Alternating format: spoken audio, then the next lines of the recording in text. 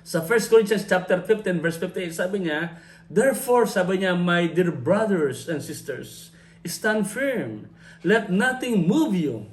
Always give yourselves fully to the work of the Lord, because you know that your labor in the Lord is not in vain. Ang kausap niya, hindi lang pastors, hindi lang mga evangelists. Ang sabi niya, brothers and sisters. In other words, lahat po tayo tinawag na maglingkod.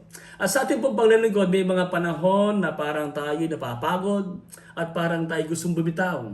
Pero sabi niya ni Paul, stand firm, let nothing move you. Hindi ko mo may mga pagsubok, may mga problema, at meron sa inyo parang discourage at parang walang nararamdaman na joy, titigil na. No, hindi doon nakabase ang ating pagiging Kristiyano at paglilingkod.